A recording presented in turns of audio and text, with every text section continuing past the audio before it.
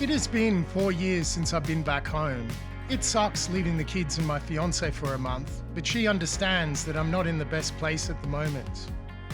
Driving Frau Brenner has always been a soothing, meditational experience for me. Healing, actually. Unfortunately, Corona was not kind to me or my mental health to the point that I was diagnosed with severe depression. Not being able to come back home made it worse. So I'm going to clear my head. No plans, no commitments this time. I just want to drive and see where it takes me. Essentially, I'm going walkabout, but instead of 2 feet in a heartbeat, I'll be driving. The less plans, the less chance I'll get disappointed. And without any fixed destinations, all I have left is to enjoy the journey no matter what happens. That's what a walkabout is all about. No plans, just moving from one place to the next until you decide you're good to go back home.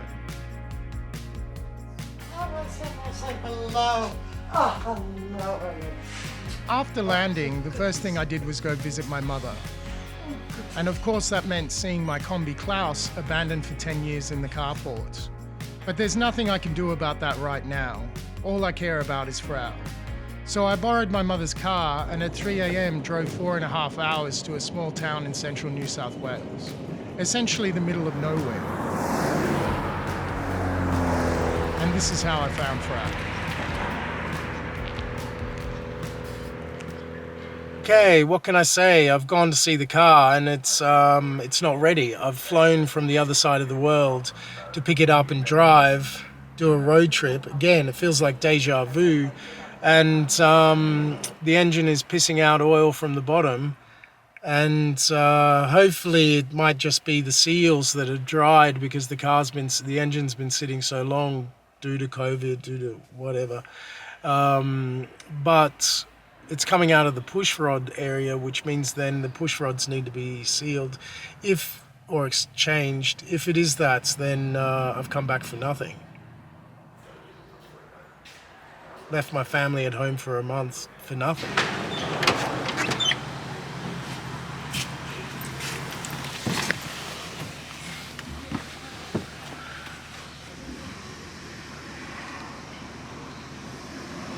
I feel like throwing up and I'm shaking. That's how distraught I feel. So now I'm going to drive another 4.5 hours to Sydney. I came up this morning and do what? I don't know. Now, Frau has never been a garage queen or showgirl, and I love her for that. She's a survivor, and those are just signs of 70 years of love and abuse. I have no problems with layers of paint falling off, worn interior, or if she's covered in grime. But what I do have a problem with is the amount of oil dripping out of the engine. Where this feels like deja vu is that 4 years ago I came back to Australia for a road trip in celebration of Porsche's 70th anniversary. And back then the car wasn't ready either because my best friend blew up the engine without me knowing. I had to borrow an engine off Nick just to make it to Porsche's on the pier in Geelong. I managed to get there, but only just, and that came with other problems. The weather isn't the only challenge for today's road trip. Lars has already had to replace 2 batteries with hundreds of kilometres still to go until... And then my gearbox blew up in Adelaide. Certainly hasn't been loved, has it? Don't get me wrong, I had the time of my life, but seems like this car is really jinxed. After my epic road trip, I had to fly back to Finland and leave Frau in Australia with both a blown up engine and gearbox. From Adelaide, where the gearbox blew up, Frau was shipped to country New South Wales because I had to return the engine to Nick. Frau was then shipped to Ron Goodman in Sydney to install a new engine, but Ron didn't complete the job, so she was shipped back to country New South Wales. I then bought a second-hand engine off Greg O'Keefe in Melbourne, the old owner of the first 2 Porsches that came to Australia. That got sent to New South Wales as well. Meantime, from New South Wales, I shipped the gearbox to get reconditioned in Melbourne. All these logistics I had to navigate over the phone from Finland. Finally, John got everything, then Corona hit and I was stuck and couldn't come back. Complete nightmare. Now it's 2022, and John was supposed to have everything installed ready for me before I came back. Clearly that didn't happen, and I'm gutted. One disaster after another, and I couldn't even make this shit up if I wanted to. I even bought a swag for Frau, especially for the journey.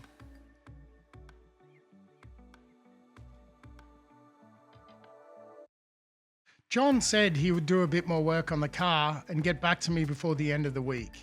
It was Tuesday, so all I could do was go back home to my mother's place and wait 3 days. I also had to call back home and break the bad news. Pretty sad, because the whole point of leaving them was to have some fun, and it wasn't turning out that way. At least that meant I could spend a little bit more time with Mum, even though the mood was pretty somber. She also knows what Frau means to me and understands that it's been pretty tough over the last couple of years. During Corona, I was earning about 30% what I took home pre-pandemic, which put a lot of pressure on the family, not to mention the feeling of isolation I think everybody experienced. One amazing thing happened though. Because I came back early, I ran into my twin brother. He and I have not seen each other for the best part of 21 years.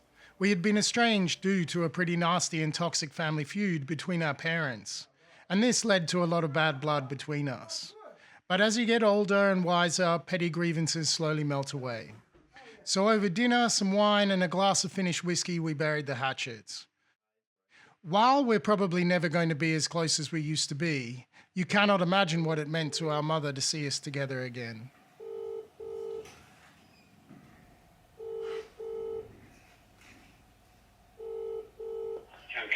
Hi John, it's Lars, how are you? Good. Mate, just checking in to see how things are going. Up to shit. Everything I do on the truck's up. Fuel was running out of the fuel cap when I put petrol in it. Got me another one, but it's no good, it leaks. I put an oil line on the filter and it leaks. I got the motor running. Still can't find gears yet. What else? I put an ignition switch in it, that fixed that. That's cranks and fires over. Nick's getting me another oil line today, hopefully, and another fuel tap for the front. Yeah. The fuel just runs out of the tap and runs out onto the floor of the car. Really? Yeah, pours out on the floor. So that's where we're up to, I'm afraid. And I spoke to 2 auto electricians. They don't want to look at it because of its age. So I don't know what will happen. I'll try. There is another mobile guy in town that's a bit older. He might. The bloke I was going to use has gone away for 3 weeks on holiday, so I can't use him. So that's where we're up to, but I'd like to be able to drive it first, fix these oil leaks so I can drive it. And I think the other one's got a little bit better since I run it, but again, I won't comment till I run it a bit more, you know what I mean? Yeah. It's not dropping as much as it was, that's for sure. But the gears, you can find some, but still feels, but it could be just sticky because it hasn't been driven. All these fiddly things are happening, but I'm going to try and get on top of them so we can at least get it running, and then we can sort out the wiring. So what are we looking at timing-wise? I don't know. It depends on how many problems keep popping up, Lars. Yeah. Yeah. I'll see if I can get it going tomorrow and see what happens with these gears. Time-wise, it's probably going to be hard to say. It depends on how much we get on top of these problems. How long it takes me to get on top of these problems. When would you like me to check in again? Tomorrow afternoon, I'll give you a call tomorrow and see if we get this oil line on it and fix the fuel leak. Well, then I've got half a chance of driving it, and we'll see what happens then with the gears. Call me after 2 o'clock tomorrow and see how we go. Okay. Thanks, John. Cheers. No Bye. worries, bye. Bye.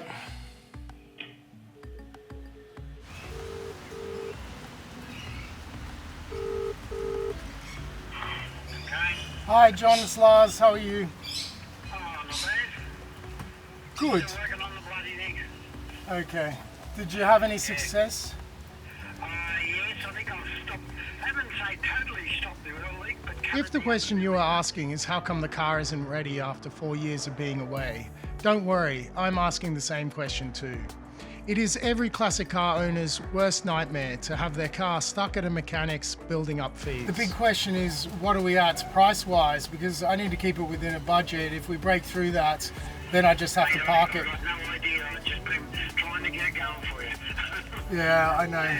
It's all just labour now. We've got a lot of knowledge. There's a few materials, you know, I put an ignition switch in it, and Yeah. oil and bits and pieces, but not a lot of there. It's just time. I just keep nudging. I know, but either way, like, I don't want to sort of be things being out of control and me not being able to pay for them. So, what are we roughly at, you know? I'm trying to be as zen as possible about the situation.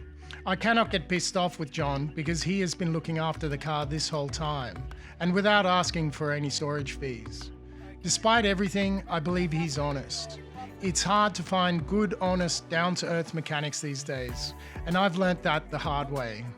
Roughly what ballpark are we in? Are we talking? I've got no idea. I haven't even looked at it. Okay. Yeah, none at all, mate.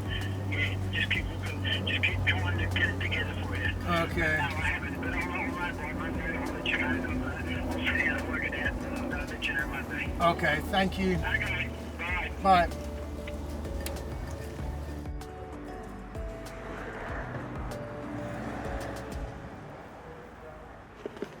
Okay, I'm sitting in Frau, but she's still not moving. We can get it started up, we can get it running, but we have two major problems. One is the electrical, and we can't find an auto electrician at all. The ones that we can find don't want to touch an old car like this.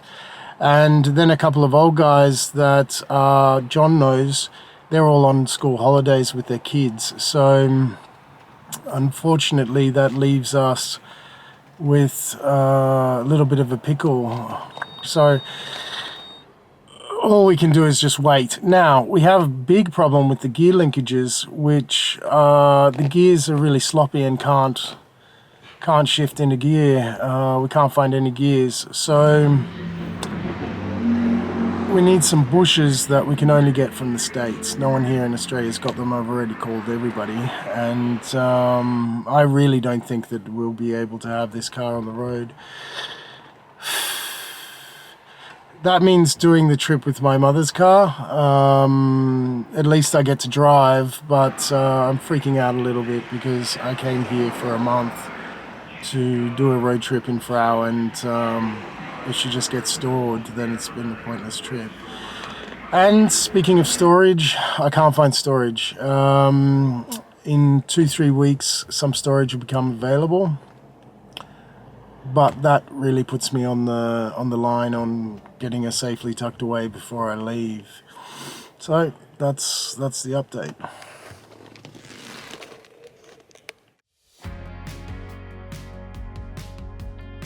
No matter what, the car won't be ready for registration anytime soon. So I'm going to start my road trip anyway. I've a bundle of friends that I've not seen for at least 10 years, and I don't want to miss out on that, even if I'm not doing the trip in Frau.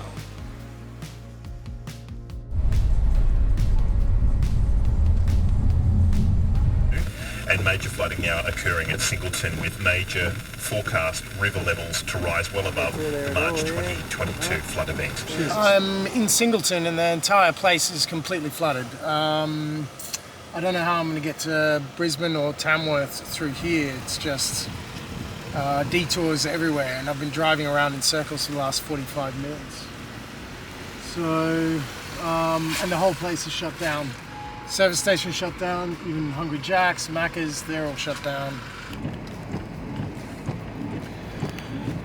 Okay, after half an hour of driving around, there's only one route to take me out. I've never been caught in floods before. This is actually quite exciting. It's absolutely pouring rain, and the bridge has been closed, the road has been closed, and there's only one small little lane to get out of here. Finally, I found somebody that can help me, because all shops and everything like that is closed. So, yeah, cool. If you think the weather would have deterred me from doing the road trip in Frau, then you are wrong. It would have made the adventure even more exciting. I'm not afraid to take her anywhere if she's running properly, and it's heartbreaking that after 4 years of waiting, I'm doing this trip in a modern car.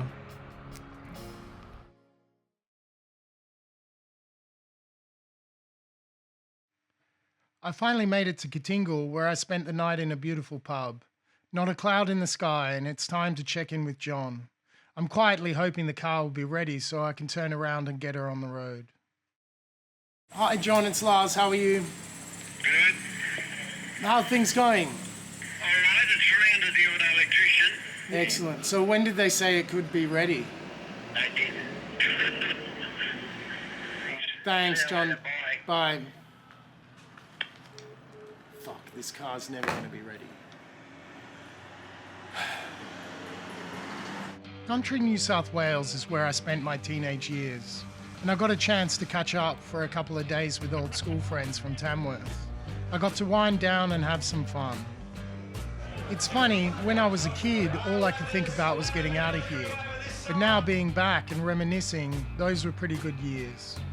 From Tamworth, I drove and spent 2 nights on the Gold Coast and visited friends there. Then I headed up to Brisbane, where I used to live for 7 years. A lot of kilometres, and the roads were awful from the recent flooding. After staying in Brisbane, I headed to the Glasshouse Mountains to see an old friend of mine, Simon. He came along for my road trip 4 years ago, and we had a ball for the 70th anniversary. Everything was peachy until I called to find out about Frau. This is complete bullshit. I'm in one of the most beautiful places in Australia, Glasshouse Mountains, and I'm here just stressing out about the car. I just called John, and again, same answer, doesn't know. It's at the auto electrician, no idea of when that will be finished. I just called the storage and they don't know when storage will become available, so all I'm doing is just stressing out. I'll have to fly back to Australia not having driven Frau, not knowing where she's going to be stored, and yeah, with the huge stress of all of that. John doesn't even seem to know what all of the parts of the gearbox and things that I have just sent to him. So I thought that was a big win, getting all of that done, but yeah, who knows. Everything has just turned completely tits up. The only good thing is that I've managed to see a lot of my friends along this trip, but there's no point in seeing friends if you're just sitting there all stressing about what's going to happen when you go back home. So everything is a bit balls up at the moment. That's good. No, Jeez. it's not going to be ready by the time because if he gets it back from the auto electrician even by Friday and does all the gearbox parts, I fly out next Saturday. So Oh, you have to fly out next Saturday. yeah. Oof. So Yeah, he kind of had it there for a little while and didn't do much to it, didn't he? yeah, so like I can't get pissed off because he's had it for so long and looked after me on that sense. But I am pissed off because like the whole point of coming back was to drive it and use it. And it should have been, all of these problems should have been identified before, like in that time. Yeah. So what'd you say to him? What can I say? Like, it's waiting at the auto electrician. Like, getting pissed off doesn't change the fact that it's not going to be ready. All I could do was enjoy the beautiful surroundings and Simon's company for a couple of days. Then I headed back to Brisbane to spend the weekend. No matter what, Monday I'm heading back to New South Wales to see Frau, even if it's just for one last time before flying out. It took 14 hours to get back to central New South Wales. Geez, I've missed driving. In Finland, my daily driver is an old cargo bike because it's way too expensive and impractical for us to have a car there. I also missed all the diversity of Australian landscapes. Finland's pretty much flat and it's nice to see mountains again. I also took some back roads just to have a bit of driving fun and excitement, but don't tell my mother that. She's been super kind to lend me the car for 3 weeks.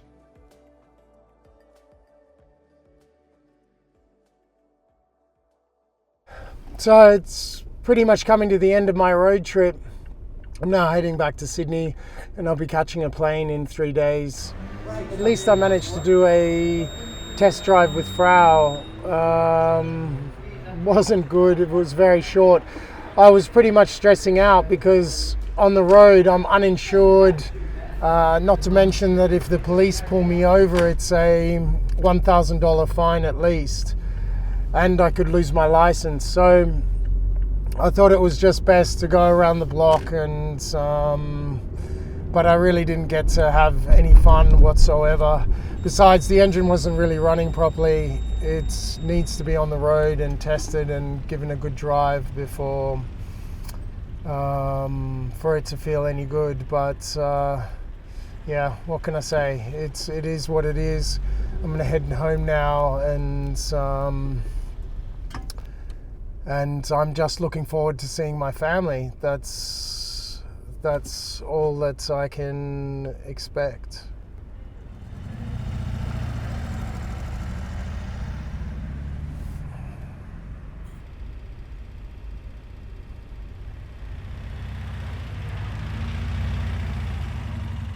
Frau didn't drive well at all. Firstly, it was extremely tough to find gears. The car has had the gearbox reconditioned, but for whatever reason, the grommets and the parts sent from the guys in the States didn't match. For the 356, there were 4 different gear shift configurations, and Frau is an early 56, with many date stamps and parts matching earlier pre-A cars. So it was a complete mess to diagnose. We just didn't have time to work it all out. Probably just a good drive could fix many of these problems, soften up the gearbox and clear the cobwebs. But she's unregistered, and as an unregistered car, if I have an accident, there would be no insurance. Not to mention a huge fine. So all I could do was go back to my mum's place and wait for my flights. On the way back to Sydney, I had an epiphany. What if I could get an interim registration, even just for a day? They allow them for cars being transported from one place to another. So the first thing the next morning, I went to the registration office in Sydney to test my luck. I got it. Okay, good. How many days? Just one day? For one day, so just tomorrow. Super. 28 days. Oh, that is super. Hi John, it's Lars, how are you? Good. Mate, I've got some good news. I've got registration and insurance for tomorrow. So I can, yeah. So that means that I can drive the car for a day. I'm so nervous I can't even sleep. It's about 1 a.m. I'm gonna get up at about 5 and start the journey so that I can be there. I hope that John has managed to change all the spark plugs so that my joyride will be at least a little bit enjoyable. I still have to be very careful because my registration permit is pretty restricted, but at least I'll get to have some fun. Yeah, it's funny because I just did the calculations in the last 5 years. If you exclude the driving of my ex-friends, I've only driven her 5 days in 10 years. So that's pretty awful when you consider all the shit that I've been through. But anyway, it's going to be worth it. I don't think there's a better place to look at the sunrise than the Blue Mountains. So beautiful. Bloody freezing though.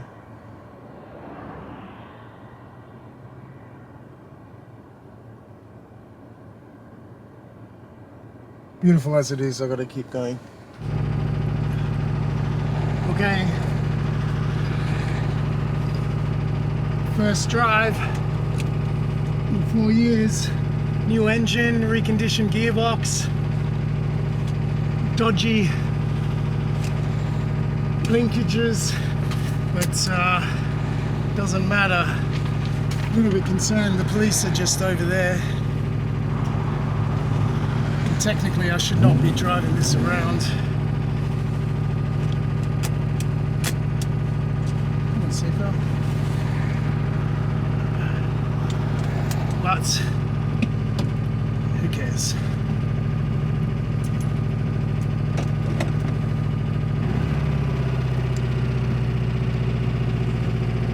Engine sounds really good. Engine sounds really good.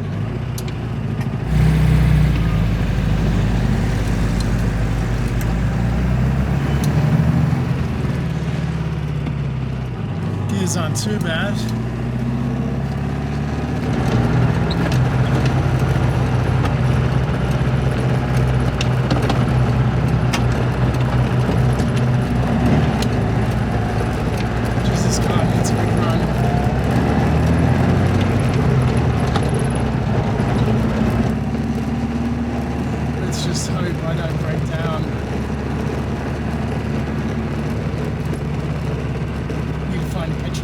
first. This is what I love about driving Frau. As soon as you hit the road, the first thing you notice is all the waves from passing cars, thumbs up, and people coming to check her out. As old and beat up as she is, she's still a head turner.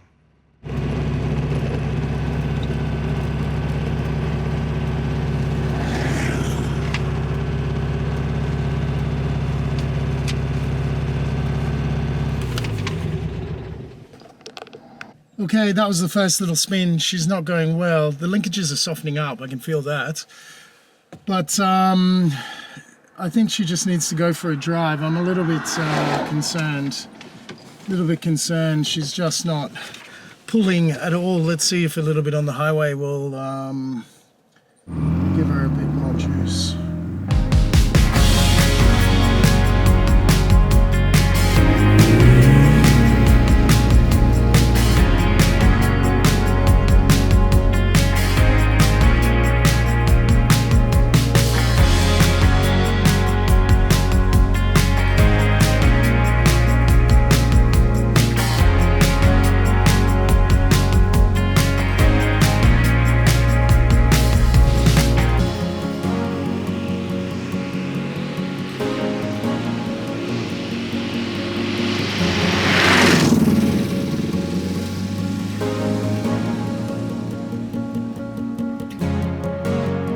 Shaking again. Okay, I just took the engine back to the mechanic, and because it was performing so badly, smoke's pissing out. It's a shit engine. He basically said it's a cooked dud engine. So all that expense, all that everything, and fuck. I have to talk to Greg and just work out what we're gonna do. This is just bullshit. I swear to God, this car's gonna give me a heart attack. I mean, what can I say? I'm devastated. Last day in Australia did not go well. All I want to do now is get drunk with my brother Thor before catching the plane tomorrow. If just for our reunion, this trip has been worth it.